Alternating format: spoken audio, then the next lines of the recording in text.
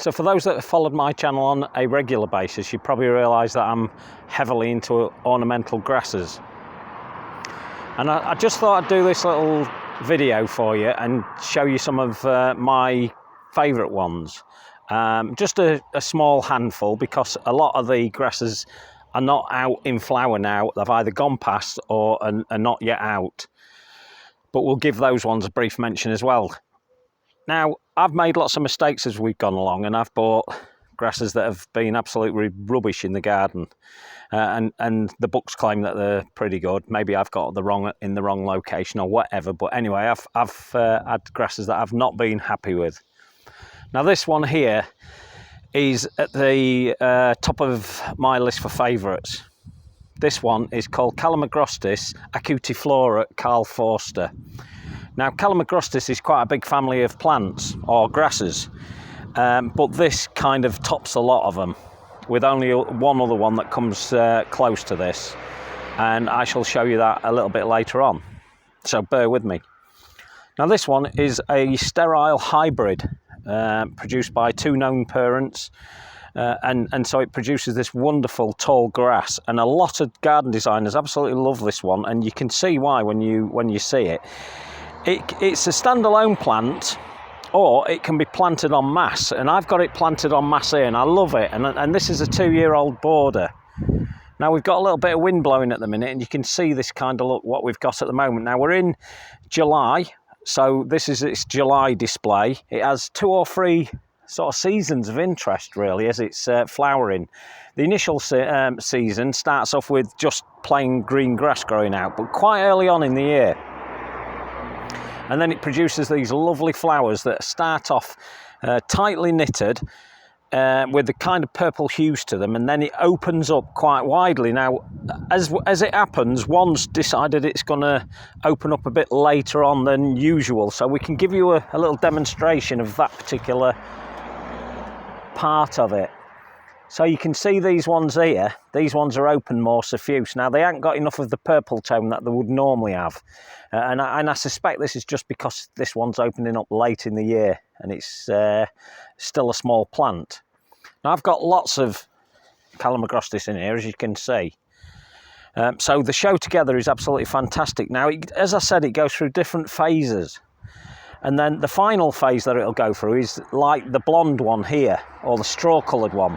Now, that actually came up exactly like that, but that is what the whole plant is going to look like as we go along. So in the next 2 or 3 months, the whole plant will turn that colour.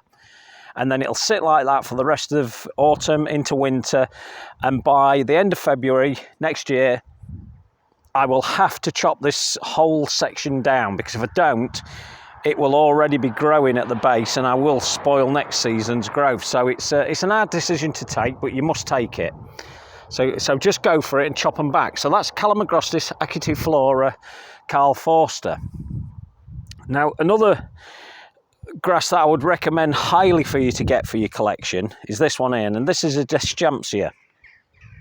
And this Deschampsia is cespitosa, and it's a British native, but this particular one is a selected one called Gold Tow. Now, they're getting different sizes, these things. They prefer damp ground, really. They'll do well in a meadow ground, what's more on the damp side, but they will grow in a dry garden as well. I've got some in a dry area and they're doing just as well there, and they do quite well. And the interesting thing about these is by planting them en masse, that's the effect you get. So you get this lovely willowy, wispy look, which I absolutely love. They will dry seeds into the normal buff type of colour, and that will sit for the rest of into autumn, into winter, really. And this one stands really well.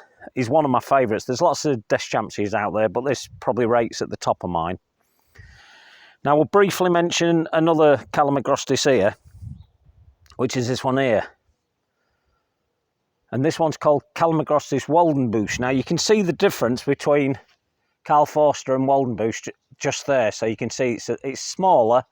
They do get a little bit taller. These are this year's plants in, these particular ones, whereas the Karl Foersters have been in for the last 2 years. So these are in this year, and they'll only make maybe another foot. They're not quite as tall as Karl Foerster, They're a bit open splayed, more open splayed than Karl Foerster, but I think they'll look really interesting together. So I've put this combination together like this, which makes them look interesting. Now, Cortaderias, not all pampas grasses are huge, and that includes this one here. This is what's classed as a small pampas. It's 6 foot in its flower. It won't get any taller than that, and then its clump is about, at the moment, possibly 2.5 to 3 foot wide, and these leaves are more blue, and this one's called Cortaderia Patagonia, so I would highly recommend that one if you're looking for something a little bit smaller.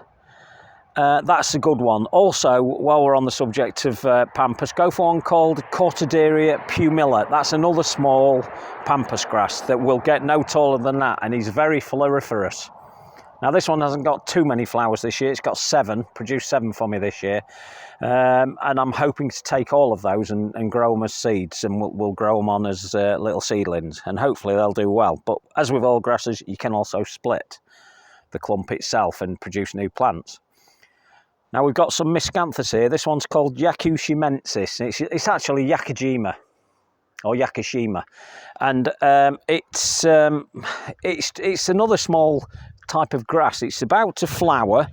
It's a bit early, to be quite honest, and there's one of the first flowers about to appear. Not doing much at the moment. It's just sending them one up tentatively, probably testing the weather, see what it's like, and that will get to about 1.5 to maybe 3 foot wide, and then it sends up its little flowers, and it'll be a mass of flowers, an absolute mass of flowers.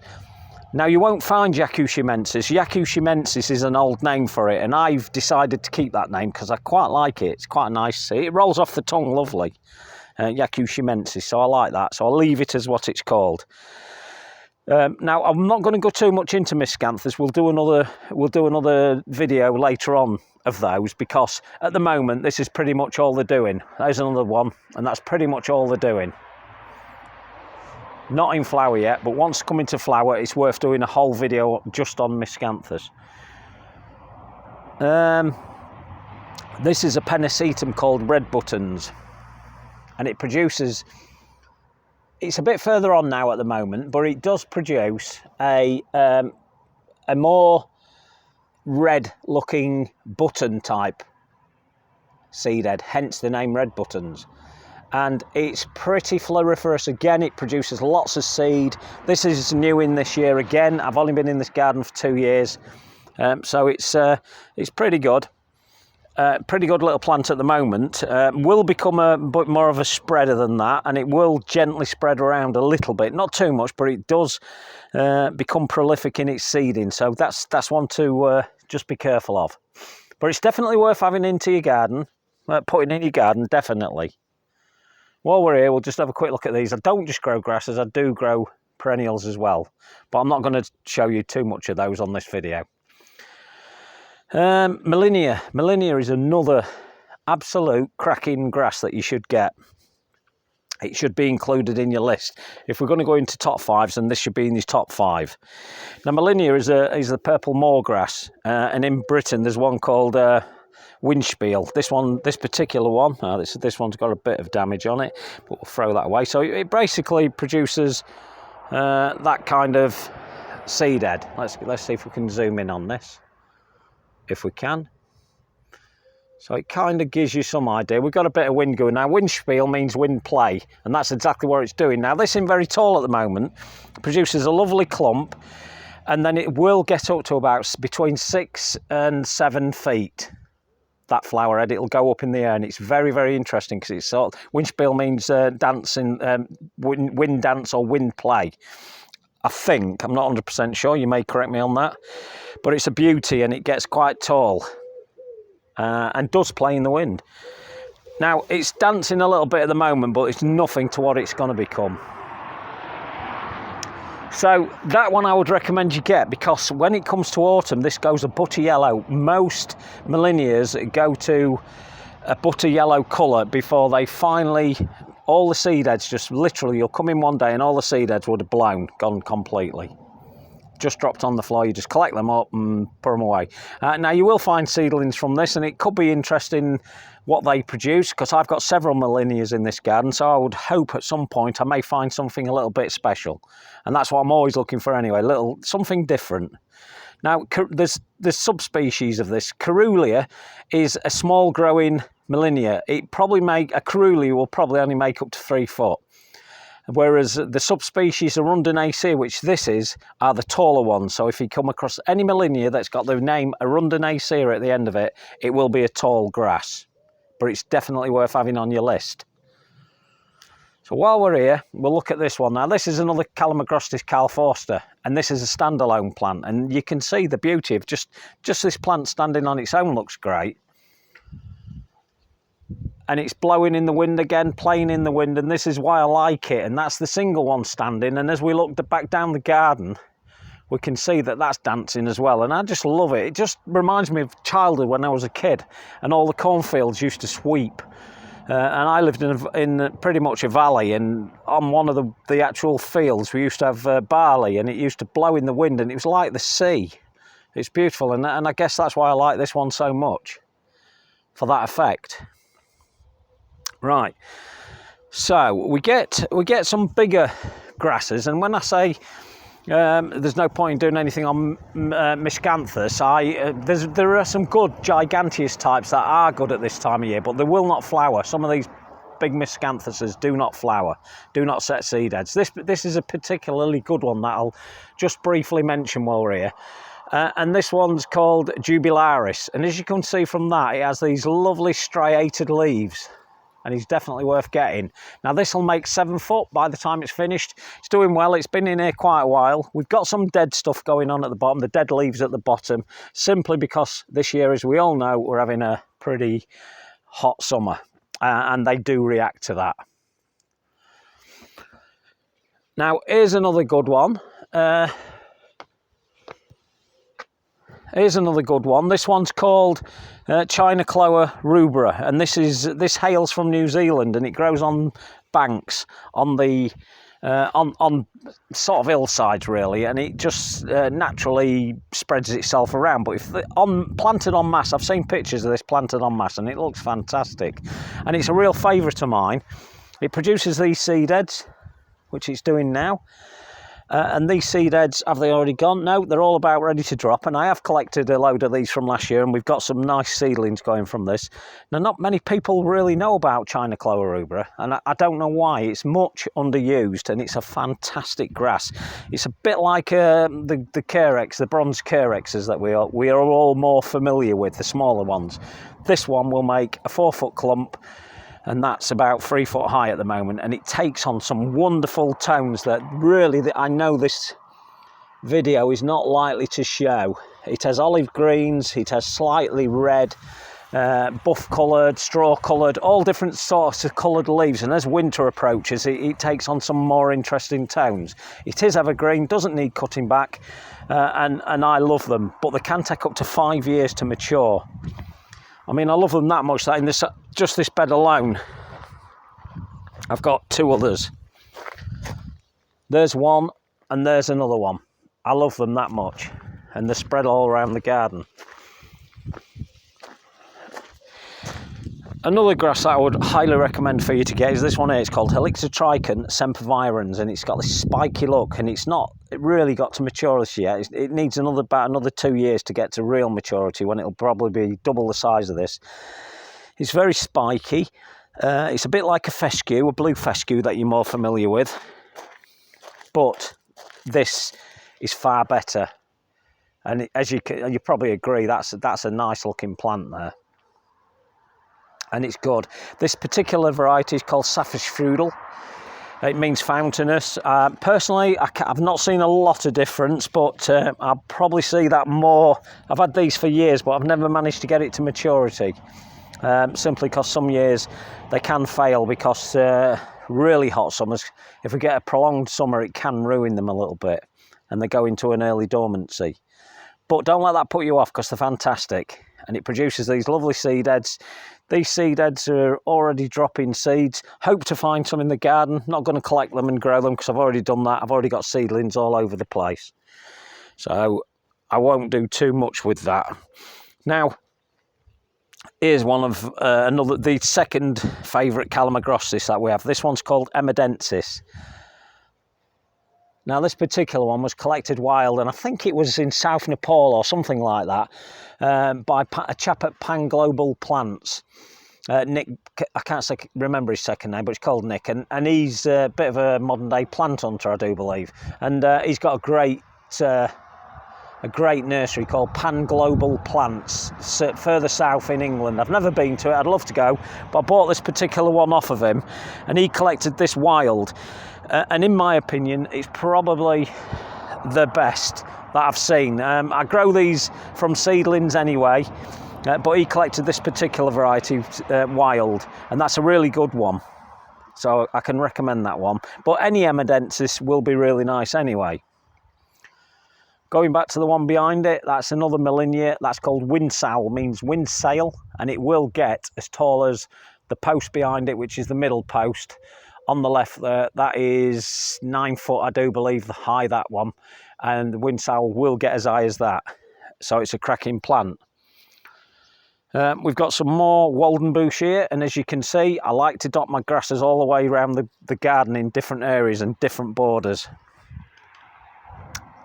The final one I'm going to mention to you, and it's not, I've not really given you a conclusive idea of my favourites, but I will recap in a minute. But I'm going to go through this one. This is a Miscanthus, and as I said, I will do another video on Miscanthus later in the year, but this one's worth mentioning now. It's called Lutaria riparius, and it's from, I think it's Southeast Asia, where they grow it there. Now, this one should really be grown in England as biomass, because it's worth having, because it grows quicker than Miscanthus giganteus. And it's fantastic. It has these big broad leaves, but it would prefer a lot of moisture. Now, the downside to this plant is it is an aggressive spreader. I've actually contained it in this. I've got these in, it's a sheep bale feeder. So you put your bale into there and the sheep poke their heads through there and they eat the bale. Stop them getting too greedy. So that one sheep won't eat the lot. So they all have to pop their heads through different sections. And I contain it within that, but I've put some bamboo barrier around it. The black is the bamboo barrier all the way around it. Dug it in. It's 900 millimeters deep, or 90 centimeters, and that grass will not go lower than that. It'll not get to that depth, so we're pretty safe with that. But Miscanthus Lutaria riparius is one worth having. It will make up to 20 foot where it comes from in its native country, but here it'll possibly make 15 foot, and I would be quite happy with that.